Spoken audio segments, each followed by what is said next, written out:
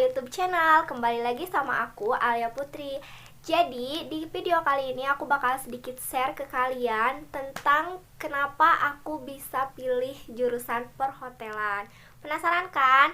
Sebelumnya jangan lupa like, comment, and subscribe. Dan juga buat kalian yang baru pertama kali mampir di channel aku, jangan lupa klik tombol subscribe-nya ya. Oke, udah. Makasih.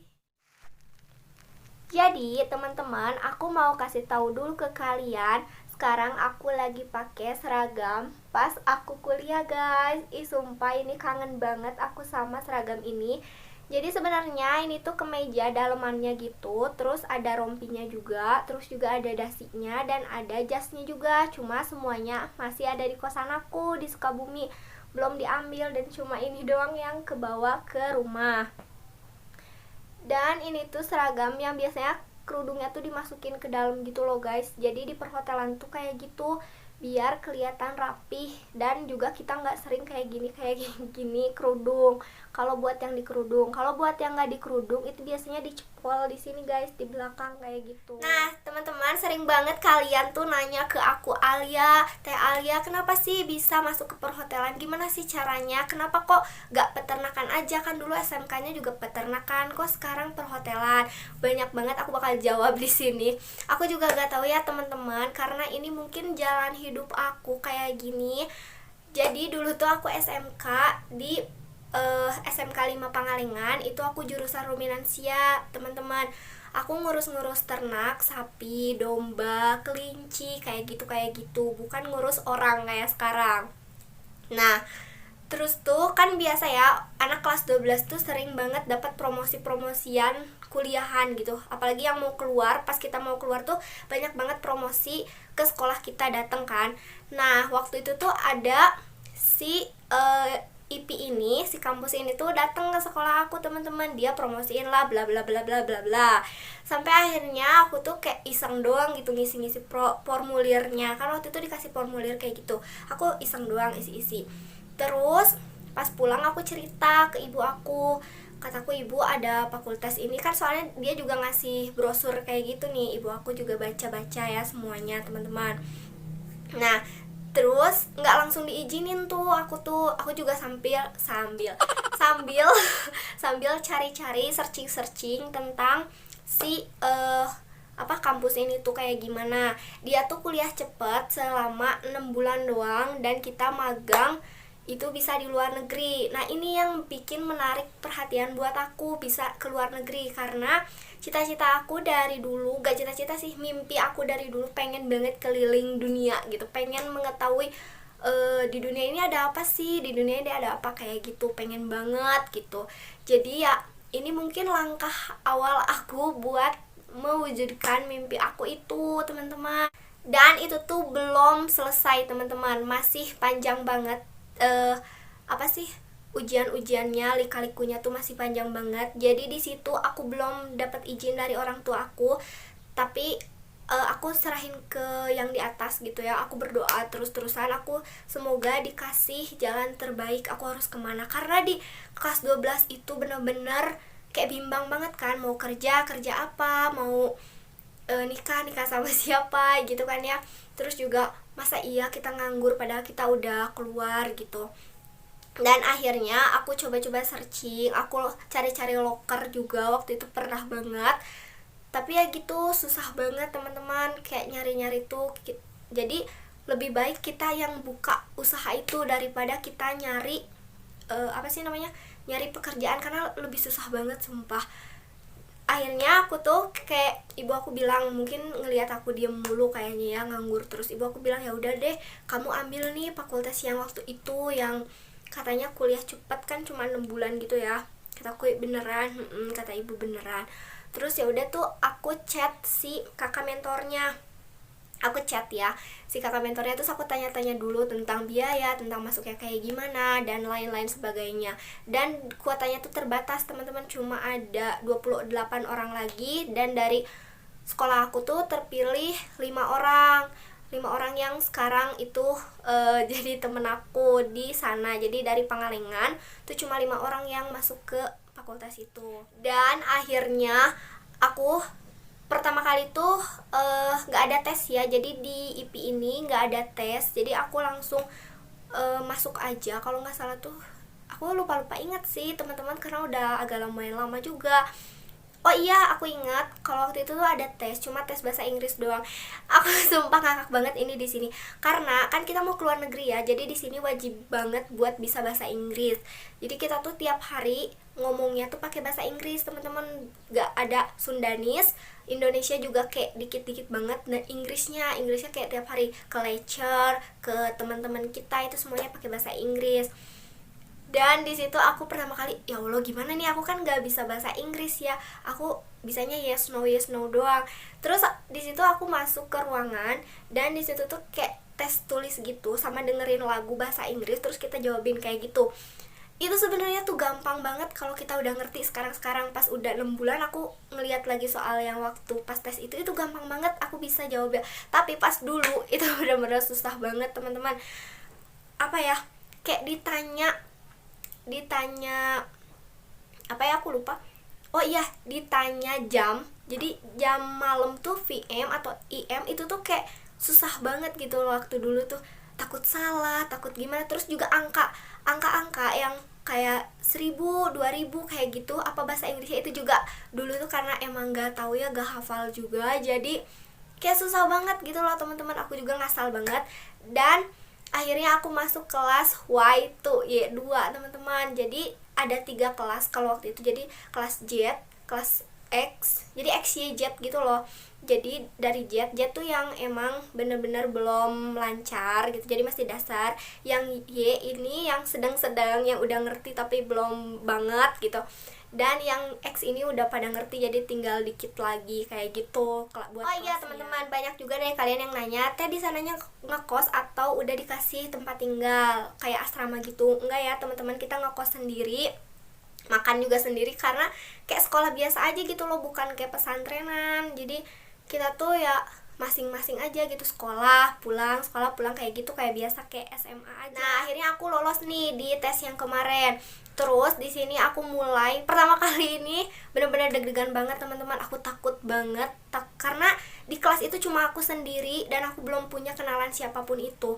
Aku benar-benar kayak diem aja gitu, ngeliatin orang ya senyum kayak gitulah, kita malu-malu ya guys. Dan di perhotelan tuh emang bener-bener hotelier itu harus bersih banget, harus selalu fresh, dan kita nggak boleh kucel kayak gitu tuh nggak boleh. Kita diwajibin buat selalu make upan, tapi make upan yang natural ya, yang nggak wow banget. Jadi aku bener-bener belajar make up tuh dari pas di kampus teman-teman. Jadi aku bisa bikin eyeliner, alis masih belum bisa sih, cuma ya eyeliner, maskara, terus juga foundation kayak gitu aku kenalnya pas di kampus. Dan juga harus bisa merawat diri kalau jadi hotelier. Kita tuh diwajibin banget buat potong kuku. Sebelum masuk ke kelas, kita tuh diliatin dulu potong kukunya. Kalau misal ada putih sedikit aja nih kuku kita, ini tuh harus banget dipotong. Kalau enggak kita dapet buku dosa. Jadi kita tuh dikasih buku dosa, dan di situ kalau udah lebih dari berapa kita dapet SP berapa gitu loh teman-teman. Jadi karena takut, kita tuh wajib banget buat potong kuku. Jadi hotelier tuh kukunya nggak panjang-panjang. Terus juga buat cowok, rambut tuh nggak ada yang sampai sini gitu, semuanya rapih dan wajib banget pakai pomade. Dan buat cewek juga, kita tuh harus selalu harum teman-teman. Kita diwajibin pakai parfum sebelum masuk ke kelas. Jadi di kelas tuh gak boleh ada bau-bau yang aneh gitu loh, harus bau parfum apapun itu. Dan juga kita harus semir sepatu kita setiap hari, karena sepatunya kayak pentopel gitu kan perhotelan. Setiap hari kita wajib banget semir. Kalau kelihatan ada yang abis keinjak, itu udah deh abis teman-teman. Sama lecture kita itu bener-bener pada galak-galak, tapi itu galak karena tegas ya teman-teman. Dan paling penting itu penampilan. Jadi di sana tuh penampilan bener-bener dinilai banget. Kalau perempuan sih dari make up ya, kelihatan dari make up, tapi jangan menor-menor banget, kayak natural aja tapi kelihatan fresh kayak gitu. Terus juga dari baju, kalau kita nggak pakai gesper, sabuk ikat pinggang, dan juga kita nggak pakai name tag di sini, itu tuh bakalan kena punishment teman-teman. Lecturenya tuh super duper galak banget, sumpah aku aja takut teman-teman. Tapi kalau udah lama sih akrab. Sebenarnya itu tuh kayak bikin kita lebih disiplin. Dan emang bener banget, aku juga jadi lebih disiplin waktu itu. Aku pernah ya teman-teman telat selama 5 menit aja tuh kita dapat punishment. Aku telat gara-gara hujan kalau nggak salah, itu sama temen aku 5 orang, dan kita 5 orang kena imbasnya. Kita disuruh ngafalin nyari-nyari kata benda. Jadi di kelas aku itu semuanya udah pernah dapat punishment, dan buku dosa kita gak ada yang suci. Ada teman aku satu namanya si Ardi, dia itu bener-bener suci, bersih banget dari dosa. Aku sendiri itu udah dapat 5 dosa. Jadi yang pertama aku nggak pakai ciput dulu gara-gara aku ketinggalan ya teman-teman. Jadi aku lupa aku nggak pakai ciput karena di pelajaran lecture kitchen, jadi tentang makanan kayak gitu, itu tuh wajib banget buat pakai ciput, tapi aku lupa gak bawa. Akhirnya aku kena punishment. Gak kena punishment sih, cuma di tanda tangan aja kalau aku melanggar gitu loh. Terus yang kedua, aku ngomong Sundanis itu sama Miss Amal. Aku inget banget aku ngomong Sundanis karena gak boleh ya, sama sekali itu haram banget di sana. Bilang nya, bilang teh kayak gitu tuh emang udah gak boleh teman-teman, jadi gak dibiasain kayak gitu. Terus yang ketiga, aku semir sepatu, aku lupa ke bawah, jadi aku ketinggalan di kosan, aku gak ke bawah, itu dapat. Keempat, telat kalau nggak salah. Dan kelima, aku apa ya, lupa sih yang kelima ini apa aku Sundanis lagi. Nggak ada yang Sundanis, itu cuma sekali aku ngomong kayak gitu, gak tahu, pokoknya tuh ada 5. Aku inget banget 5 yang aku dapat. 7 tuh udah kita dapat SP1, lebih dari 10 udah SP2, pokoknya kayak gitu terus. Alhamdulillahnya aku keburu beres sekolahnya, dan itu baru 5 teman-teman. Jadi kita belajar apa aja sih di perhotelan itu? Jadi yang pertama itu housekeeping, kita yang beres-beres kamar. Kalian kalau ke hotel, siapa sih yang beresin? Itu kita, housekeeping gitu. Jadi kalian datang bersih, pulang pun harus bersih, itu kerjaannya housekeeping. Laundry, baju kalian dicuci, itu juga kerjaannya housekeeping teman-teman. Dan juga ada F&B service, itu di restoran. Jadi kalian breakfast, lunch kayak gitu, itu disediainnya sama F&B service. Dan juga ada FO, front office. Front office tuh yang pertama kalian datang dari hotel nih, selamat datang kayak gitu, itu namanya front office teman-teman. Dan juga ada kitchen itu yang masak buat makanan kita kayak gitu teman-teman. Nah terus kalau buat magangnya kayak gimana? Jadi magangnya bisa pilih sendiri mau di dalam negeri atau di luar negeri. Kalau aku sendiri pilihnya di luar negeri ya, udah pasti, karena aku dari tadi pengen banget ke luar negeri itu. Dan aku pilihnya di Malaysia, tapi daerah Asia aja, jadi kayak Malaysia, Thailand, terus juga Brunei, kayak Abu Dhabi kayak gitu yang bisa dipilihnya. Nanti kalian bakal dikasih tahu pokoknya apa aja yang bakal bisa kalian pilih gitu. Aku milih Malaysia karena ini cuma magang doang, aku pengen ngerasain doang gitu loh ke luar negeri tuh kayak gimana. Aku pilih Malaysia dulu buat magang, tapi buat kerja nanti insya Allah mungkin ke Thailand atau kemana, mungkin ke Korea mungkin kan, bisa aja, semoga aja. Aku pilihnya ke sini. Dan juga aku ditempatin di housekeeping. Sebenarnya nggak bisa milih sih kalau buat itu, kita ditentuin dari hotelnya sendiri. Misalkan nih cocoknya di mana, cocoknya di mana kayak gitu. Jadi maksud dari kuliah cepet itu, kuliahnya 6 bulan, magangnya 6 bulan, jadi 1 tahun, terus kita kerja 1 tahun gitu loh teman-teman. Jadi kita cuma 1 tahun doang. Dan gelarnya apa teh? Gelarnya itu D1 teman-teman, tapi kita udah bisa kerja D1 juga, jadi nggak harus D3 buat perhotelan di International Professional Institute. Buat teman-teman yang berminat di atau pengen tahu nih kampusnya kayak gimana atau kayak gimana, apapun itu yang pengen kalian tanyain ke mentornya langsung, nanti aku tulis di description box buat link Instagramnya. Oke? Dan aku sekarang tuh belum magang teman-teman karena kepotong sama adanya corona ini. Jadi bandara kan waktu itu ditutup juga, jadi aku di cancel gitu, buat disuruh tunggu sih, bukan di cancel ya, jadi di cancel pemberangkatan magang.